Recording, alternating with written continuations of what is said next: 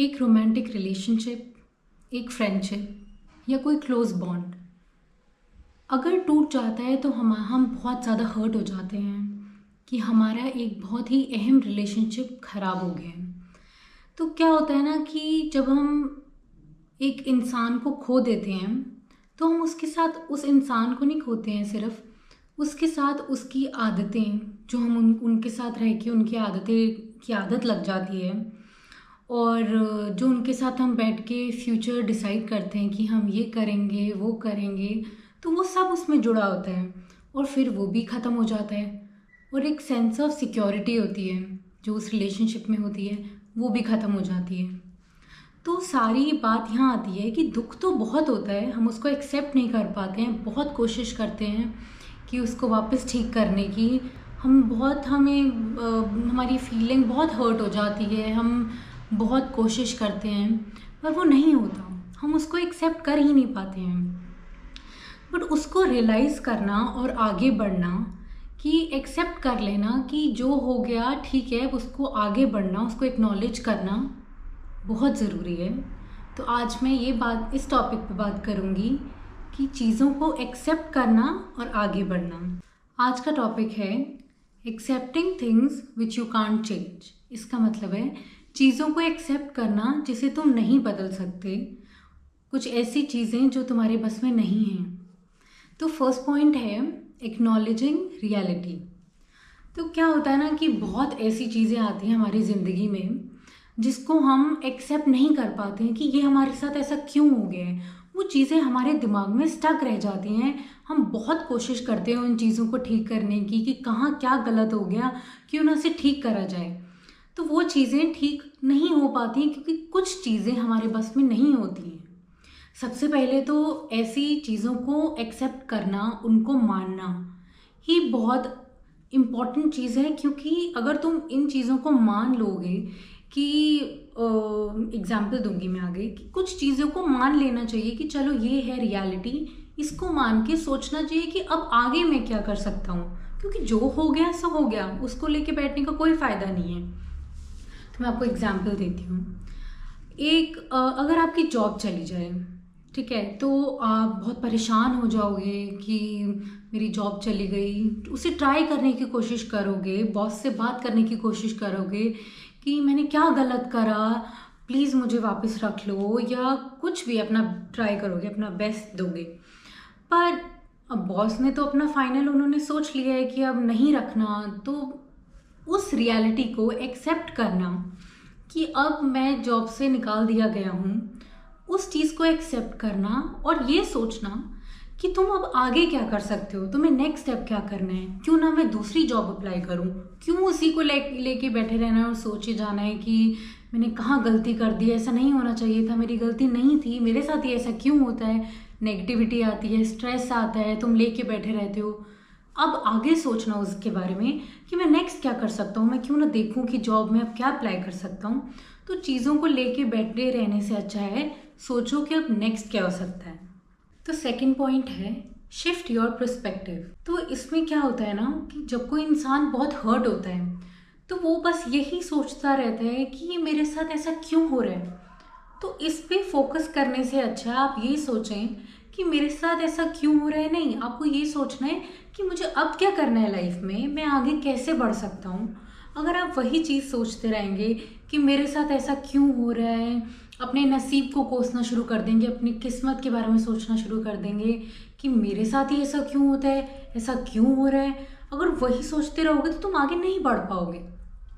अगर आप ये सोचोगे कि इस चीज़ को मैं कैसे बदल सकता हूँ, ये सोचोगे कि मैं और लाइफ में क्या करूँ, अपने आसपास देखो, मोटिवेशन लोगे कि क्योंकि लाइफ तो चलती रहती है और हर कोई मेहनत करता है। तो अगर आप वहीं अटके रहोगे तो इसमें किसका लॉस होगा, आपका खुद का, है ना। तो आसपास आप देखो, मोटिवेशन लो और देखो कि आपको लाइफ में अब क्या करना है आगे, है ना। तो इससे क्या होता है, आपकी ग्रोथ होनी शुरू होती है। आप उसी चीज़ पे स्टक रहेंगे तो उसका कोई फ़ायदा नहीं है। अब एग्जाम्पल मैं आपको देती हूँ। एक रिलेशनशिप जब एक एंड हो जाता है तो इंसान, फॉर एग्जाम्पल एक फ़ीमेल बहुत रोती रहती है कि मेरा रिलेशनशिप एंड हो गया है और मैं उसको बहुत याद कर रही हूँ या मैं उसके बिना नहीं रह सकती। दूसरे हाथ पे आप देखते हैं कि जो उनका पार्टनर था वो अपनी लाइफ में आगे बढ़ रहा है, वो कुछ कर रहा है। क्यों? क्योंकि अगर उसी चीज़ पे स्टक रहेंगे तो किसका, खुद ही का ही लॉस होगा।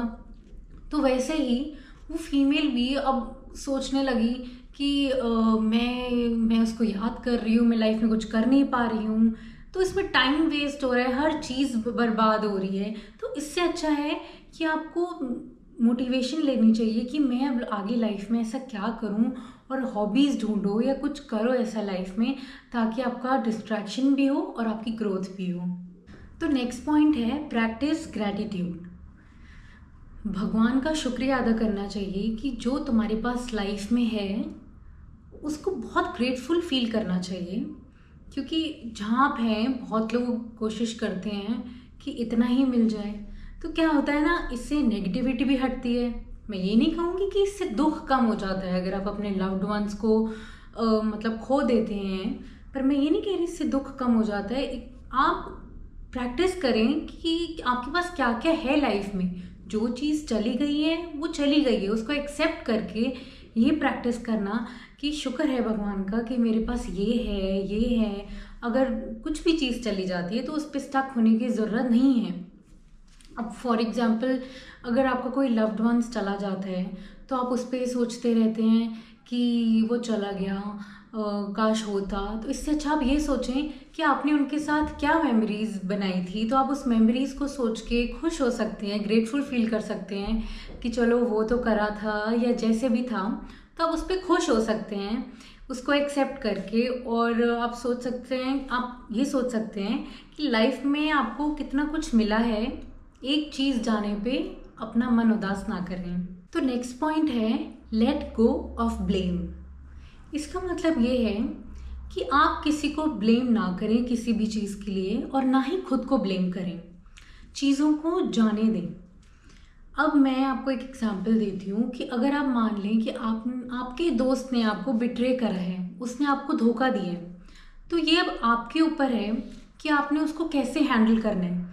आप या तो उसको गुस्से से बोल सकते हैं जो उसने आपके साथ करा है, या उसको जाने दे सकते हैं। जाने देने का मतलब ये नहीं होता कि भाड़ में जाए, कोई फ़र्क नहीं पड़ता। जाने देने का मतलब ये होता है कि शांति से जाने दें। क्योंकि अगर आप रिग्रेट फील करेंगे या उसको ब्लेम करेंगे तो आपके अंदर एक नेगेटिविटी और एक गुस्सा, एक फ्रस्ट्रेशन भर जाएगी।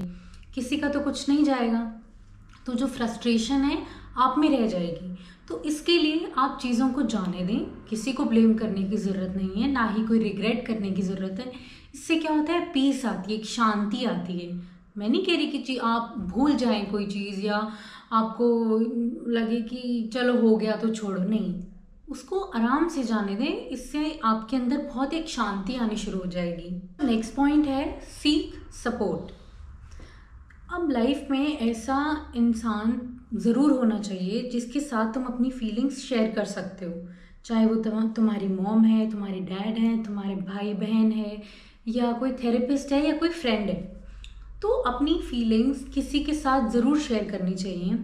अगर आप अपनी फीलिंग्स किसी के साथ शेयर नहीं करते तो क्या होता है ना, आप अंदर ही अंदर सारी चीज़ें सोचते रहते हैं, खुद से बातें करते रहते हैं और खुद में परेशान होते रहते हैं। तो इससे क्या होता है, आप में गुस्सा आता है, आप में पेशेंस ख़त्म हो जाते हैं। अगर आप किसी से, अगर कोई बाय चांस अगर किसी ने कोई गलती कर दी छोटी सी, तो आप बहुत फ्रस्ट्रेट हो जाते हैं कि क्या है, करना नहीं आता ये वो। तो छोटी छोटी चीज़ों से ना आप इरिटेट होने लग जाते हैं, आप में चेंजेस आने लगते हैं। तो जो आपके क्लोज वंस होते हैं वो आपको देखते हैं और आपको कंप्लेन भी करते हैं ना कि आपका बिहेवियर बदल रहा है, तो आपको उससे भी बहुत प्रॉब्लम होने लग जाती है कि ये भी नहीं मुझे समझ रहा, इसको क्या प्रॉब्लम हो गई अब मेरे से, है ना। तो ये छोटी छोटी चीज़ें इतनी लंबी हो जाती हैं कि आपको खुद को रियलाइज़ नहीं होता, और बात इतनी छोटी सी होती है। अगर आप अपनी फीलिंग किसी से शेयर कर देते, आप अंदर से भी बहुत हल्का महसूस करते और आपको आगे से सजेशंस भी मिलती हैं और आपको एक क्लैरिटी दिखने लग जाती है कि चलो अब मैंने अपनी फीलिंग्स सारी शेयर कर दी हैं। अगर आपको सजेशंस कुछ पसंद आए तो आप उन्हें इम्प्लीमेंट करें, नहीं तो कुछ तो बेटर लगेगा आपको अपनी बात सारी बोल के। तो इससे आपको पेशेंस भी आएंगे और आपको बहुत अच्छा फील भी होगा। सो नेक्स्ट पॉइंट है प्रैक्टिस पेशेंस। एक्सेप्टेंस एक ऐसी चीज़ है जिसको प्रोसेस में टाइम लगता है, उसके एक्सेप्टेंस के प्रोसेस में। तो इसमें अपने आप को शांत रखें, अपने आप से काइंड रहें, दूसरों से काइंड रहें। अपना गुस्सा किसी पे उतारने की ज़रूरत नहीं है, फिर आपको बाद में खुद को गिल्ट फील होगा। तो आप बहुत ही आराम से उसको टैकल करें। लाइफ है, लाइफ में अप्स एंड डाउन्स तो आते हैं। अब जब अप्स आते हैं तो आप खुश रहते हैं, अगर थोड़ी सी प्रॉब्लम्स आती हैं लाइफ में तो आप परेशान हो जाते हैं। तो उसमें परेशान होने की कोई ज़रूरत नहीं है। पेशेंस रखें, लाइफ है, ऊपर नीचे होती है। जो बुरा टाइम है वो भी निकल जाएगा, पर चीज़ों को धीरे धीरे एक्सेप्ट करें। इट टेक्स टाइम, बट धीरे धीरे ये ठीक हो जाता है। तो थोड़ा धैर्य रखें और पॉजिटिव रहें, तो चीज़ें अपने आप ठीक होनी शुरू हो जाएंगी। तो नेक्स्ट पॉइंट है रीफ्रेम चैलेंजेस एज अपॉर्चुनिटीज़। तो कुछ चीज़ें आप लाइफ में बिल्कुल भी नहीं बदल सकते हैं, पर उसके साथ ग्रो ज़रूर कर सकते हैं। उसके एक्सपीरियंस लेके, उसमें से लेसन्स लर्न करके आप बहुत कुछ सीख सकते हैं। फॉर एग्ज़ाम्पल, एक बच्चा है, वो स्कूल में पढ़ रहा है और उसके टेस्ट हैं और वो टेस्ट दे चुका है और वो एंड में अपने रिपोर्ट कार्ड देखता है और वो देखता है कि मैंने तो मेहनत करी थी और मेरे तो मार्क्स नहीं आए जिस हिसाब से मैंने सोचा था। तो कई बारी मेहनत भी करते हैं, कई बारी नंबर नहीं आते हैं, बट इट्स ओके। अब वो देख रहा है, वो बहुत परेशान है कि मैंने तो पढ़ा था पर नंबर नहीं आए। तो क्या इससे क्या सीख मिलती है? अब नंबर आ चुके हैं, सब कुछ रिजल्ट फाइनल हो चुका है, अब चेंज तो नहीं हो सकता। अब उसको एक्सेप्ट करना है।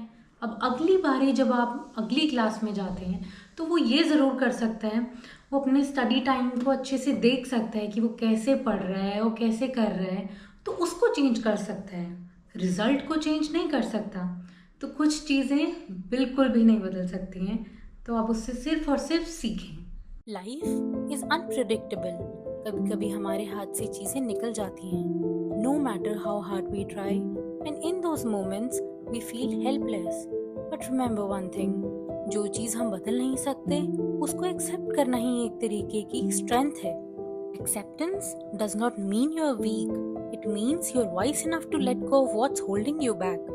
जैसे पानी अपने रास्ते खुद बनाता है, वैसे ही हमें भी सिचुएशंस के साथ फ्लो करना सीखना होगा। पेन तो होगा और थोड़ा टाइम भी लगेगा, बट हर दुख के बाद एक नई सुबह होती है।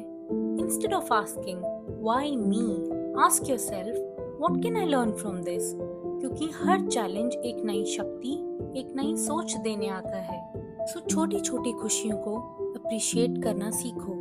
जिंदगी परफेक्ट नहीं होती, लेकिन हर मोमेंट मीनिंगफुल हो सकता है।